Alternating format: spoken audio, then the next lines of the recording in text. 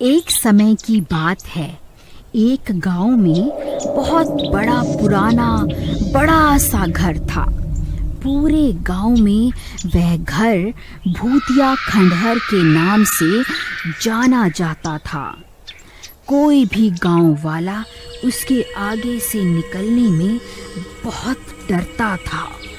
आधी रात होते ही उस घर से डरावनी डरावनी आवाजें आने लगती थी। एक दिन रमेश नाम का लड़का शहर से अपने भाई के घर गांव आता है। रमेश वहां से गुजर रहा होता है। अरे रमेश, कहाँ जा रहा है? जरा बात तो सुन। मैं इतने बड़े घर में अकेली रहती हूँ। तुम आ जाओ, हम मिलकर रहेंगे, बहुत मजा आएगा। अरे नहीं, ये तो चुड़ैल है। ये यहाँ कैसे आ गई? भागो रे भागो! हाय मम्मी, बचा लो! अरे रुक, जाता कहाँ है? मैं बहुत दिन से भूखी हूँ। अरे मर गया! अरे मर गया! बचाओ, कोई तो बचाओ! फिर वो जल्दी जल्दी अपने भाई के घर की ओर भाग जाता है। अरे भाई, दरवाजा खोलो! महेश भाई, दरवाजा खोलो जल्दी! अरे भाई, कौन है इतनी रात को जो दरवाजा पीट रहा है? जाओ, कविता जरूर तुम्हारा भाई होगा, वो ही बेसमय आ जाता है। अजी, क्या कहा आपने मेरे भाई के बारे में? जरा अपनी आंखों का इलाज करवाओ। ये मेरा नहीं, आपके भाई साहब पधारे हैं। बड़े आए। अरे पागल औरत, वो शहर से बहुत सारी सोने की गिन्नियां लाया है ताकि यहाँ मेरे पास संभाल कर रख सके। क्या कह रहे हो जी? तो ऐसा बोलो ना कि लक्ष्मी जी पधारी है। मैं अभी आई लक्ष्मी जी। फिर वो दरवाजा खोलती है तो रमेश डरा हुआ खड़ा होता है। अरे भैया, आपका गांव तो बहुत डरावना है। यहाँ आते ही ऐसा स्वागत होता है क्या? पर हुआ क्या? इतने घबराए हुए क्यों हो? क्या बताऊं भैया, यहाँ भूतों का वास है क्या? मैं तो घर की ओर ही आ रहा था, लेकिन जिस रास्ते से आ रहा था वहाँ पर एक बड़ा सा घर था, और जैसे ही मैं उसके आगे से निकलने लगा वहाँ मुझे चुड़ैल दिखाई दी। वो मुझे बुलाने लगी। क्या कह रहे हो भाई? तुम्हें वहाँ से नहीं आना चाहिए था। वहाँ से जो भी निकलता है वो गायब हो जाता है। नहीं भैया, मैं वहाँ रुका ही नहीं। जैसे ही चुड़ैल दिखी मैं तो वहाँ से 9-2-11 हो लिया। अब सब ठीक है, तुम घबराओ नहीं। हम कल ही जाकर इन गिन्नियों को किसी सुरक्षित जगह पर दबा देंगे। फिर अगले दिन सुबह होने पर चलिए अब इन सारी सोने की गिन्नियों को सही जगह ठिकाना लगा दें, जहाँ ये सुरक्षित रहें। फिर दोनों भाई उन सारी गिन्नियों को लेकर घर से निकल जाते हैं। देखो भाई, रास्ते में वही खंडहर आएगा, तुम डरना मत और चौकन्ने रहना। जहाँ हमें जाना है वो रास्ता वहीं से होकर आता है और कोई दूसरा रास्ता नहीं है। नहीं भैया, मैं नहीं जाऊंगा। भाई, कुछ नहीं होगा।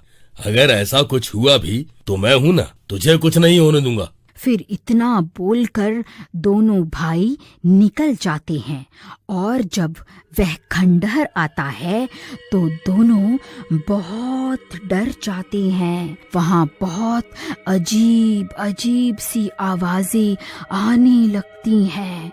भैया, मुझे तो डर लग रहा है। कौन हो तुम दोनों? अब तुम दोनों नहीं बचोगे। हा हा हा हा हा हा। भैया, अब हम क्या करेंगे? ये चुड़ैल तो हमारे सामने ही खड़ी है। तुम डरो मत, मैं तुम्हें कुछ नहीं होने दूंगा। तुम मेरे पीछे आ जाओ। फिर चुड़ैल महेश को अपने मुंह में निगल लेती है। भैया नहीं, भागो यहाँ से, नहीं तो ये चुड़ैल मुझे भी खा जाएगी। मुझे किसी की मदद लेकर आना होगा। फिर वो भागकर वापस गांव जाता है।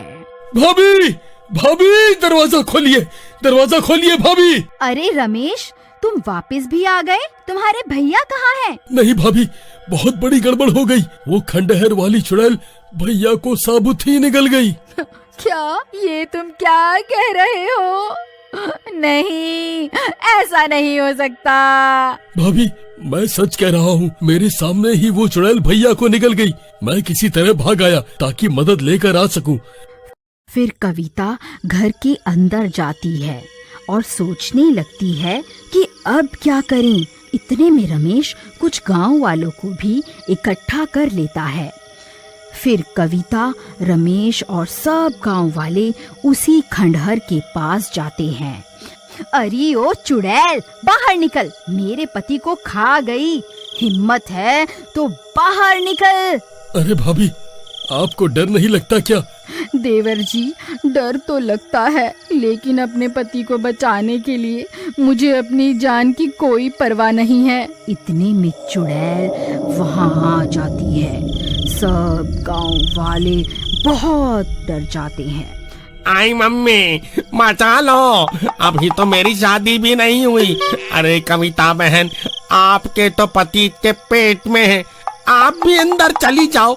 दोनों साथ में खुशी खुशी अंदर रहना, मजे करना। मैं मरना नहीं चाहता। भाभी जी नमस्ते, मैं जा रहा हूँ। ये तो बहुत खतरनाक दिखती है, भागो रे यहाँ से, अपनी जान बचाओ। बेकार में इनके साथ आ गए। डरपोक कहीं का, चल भाग यहाँ से। फिर सब गांव वाले डर के मारे वहां से भाग जाते हैं।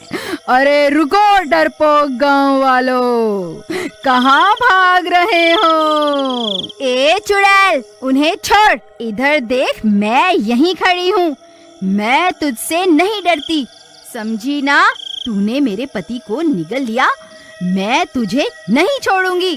अरे भाभी, ये क्या कर रही हो? आराम से बातचीत करके भी तो मामला निपटाया जा सकता है। तू वही है ना जो कल यहाँ से बचकर भाग गया था।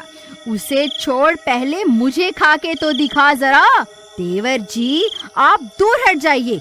फिर रमेश एक पेड़ के पीछे छिप जाता है। ए पागल औरत, तुझे भी तेरे पति के ही पास पहुँचा दूंगी। हाँ हाँ, तो खा ना मुझे, डर क्यों रही है? फिर उस चुड़ैल को बहुत गुस्सा आ जाता है और वो कविता को भी मुंह में डालकर निगल जाती है।